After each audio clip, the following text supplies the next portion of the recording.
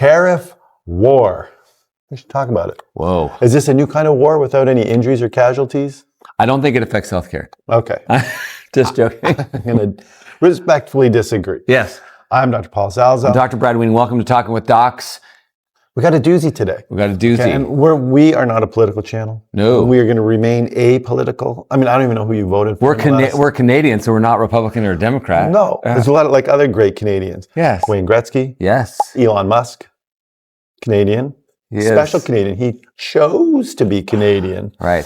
So we are not political. We are not even allowed to really discuss our politics as physicians. No. With our patients and everything. We don't. I don't even know who you voted for in the last provincial election, which was like a week ago. Okay. And I don't want to know. No.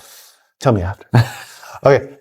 So we are not making a political video. We're just interested to see if trade war has casualties, injuries, and death like other wars. You know, we know about wars from hundreds of years ago with swords. We know what the trauma looked like there. Yep. Then artillery warfare, we know what the trauma, the death looks like there. Biologic warfare, nuclear warfare, drone warfare. We know what the injuries look like. And as healthcare providers, there's nothing a healthcare provider dislikes more than war, right? Agreed. Because we are in the business of delivering health, helping people with their health, making people better. Right. The goal of war, one of the goals of war is to harm, injure, or kill someone else. Right. So tariff wars, okay. How do they affect health? Well, it's funny because a bunch of my friends asked me this just yesterday, saying, hey, how's this going to affect you guys over at the hospital and stuff like that? And I said, to be honest, we don't really know yet as things kind of evolve, but there are definitely going to be some negative health consequences in Canada and the United States, probably Mexico, maybe in China. All over the world. The people that are targeted right now. Everyone's going to be involved in this war eventually, it sounds like. Yep. Now, this war may have happened, may not be happening when you see this video, it may be considering to be happening. We don't know, depending on when we release this video. State of flux. There's a geopolitical situation right now. It's changing rapidly. Yep. So it's hard to know if there will be a war going on or not. Yep. A tariff war. But this is, nonetheless, these are some of the health consequences of a trade war. These are what some of the casualties, the injuries, the death look like in a trade war. We're just going to do top 5. Okay. I like top 5. Worst 5 or top 5? Top 5. Yeah. So, okay, let's... Survey says... Number 1. Number 1, when pharmaceutical drugs are made, they require ingredients from all over the world often. So if you impose a tariff on these ingredients, then the cost of pharmaceuticals goes up. Makes sense. Okay. So what is the implications of the cost of medications going up? So if medications are made in Canada and they have to be exported to the United States or vice versa, currently I believe Canada has not put any tariffs on medical supplies or on medications, but the cost of those medications are going to go up. And then whoever's the purchaser is going to have to make a decision whether or not the price is acceptable to them. So pharmaceuticals go up. So that means someone with a short-term illness that needs medication for a short while, an infection, for example, or something like that, they may not be able to afford their medication. Yes. So that's how that injury can look. Right. Or someone with chronic disease, diabetes, or something like that, hypertension.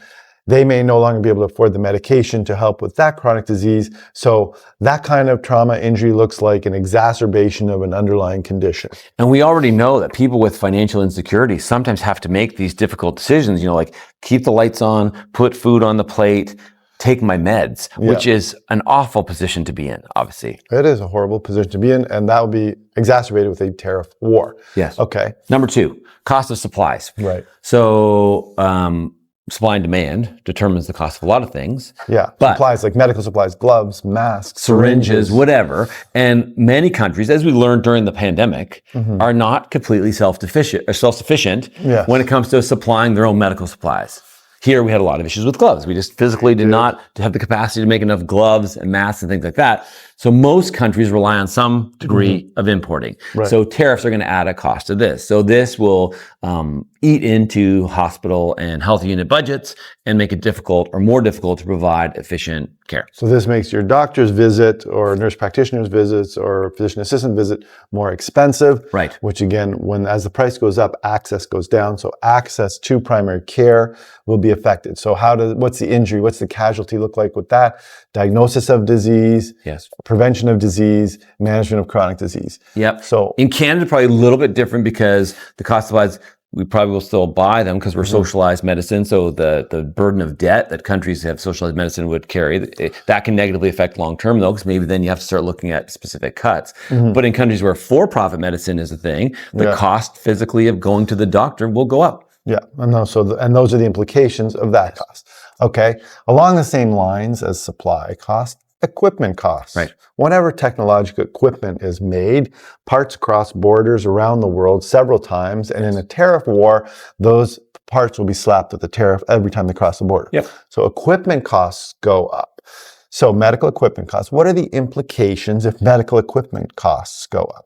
Well, so I guess if stuff breaks down, you might not be able to afford to replace it. Yeah, you may not. So, and medical equipment is mostly used in diagnostics. Yes. For diagnosing an illness or disease, and therapeutics. Also, some medical equipment used for therapeutics. And we really use a lot of equipment in the OR. We do.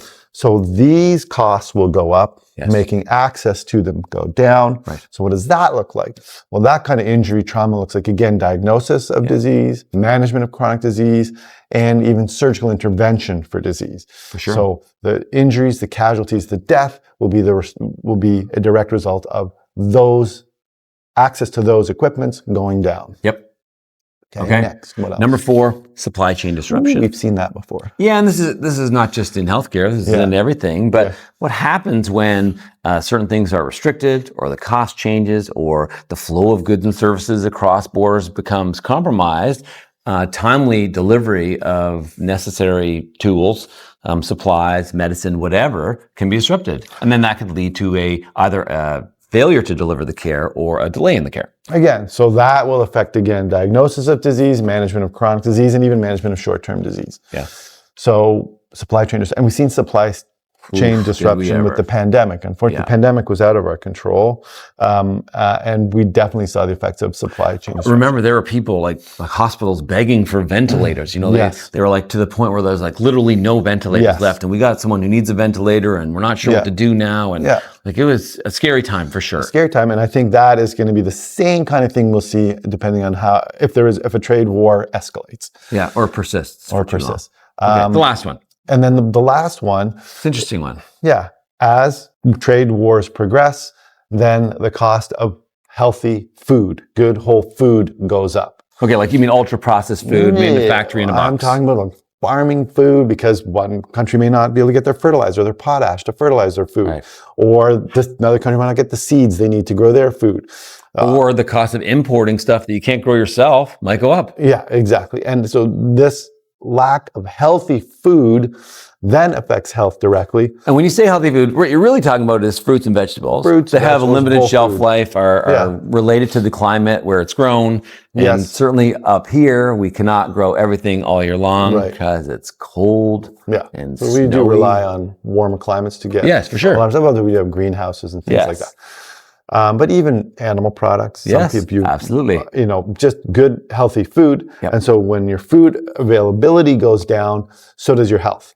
Because without healthy food, you can't maintain health. And that goes for getting a disease, so incidence and prevalence of disease, and you need healthy food to manage chronic disease as well. And that is not only just the cost is going to go up, so that's going to become a problem, but maybe even access, like there might not be enough of them. Exactly. And I mean, if you have trouble understanding that thing of someone with celiac disease who has to obtain gluten-free food, right, that can become prohibitively expensive or difficult to obtain. Yeah. So that's just one example of how a chronic disease can be affected by lack of healthy food availability. And back to financial insecurity and rising levels of inflation, people again will have to make a choice. Well, I can get 3,000 calories of unhealthy ultra-processed food over here for $2, and I can't get healthy food for $2, so I might be forced to make that choice. That's it.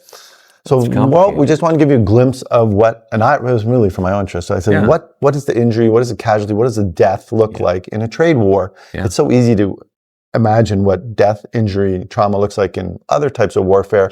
But trade warfare has its own unique, maybe a little bit more subtle, but its own significant, unique injury, casualty, death.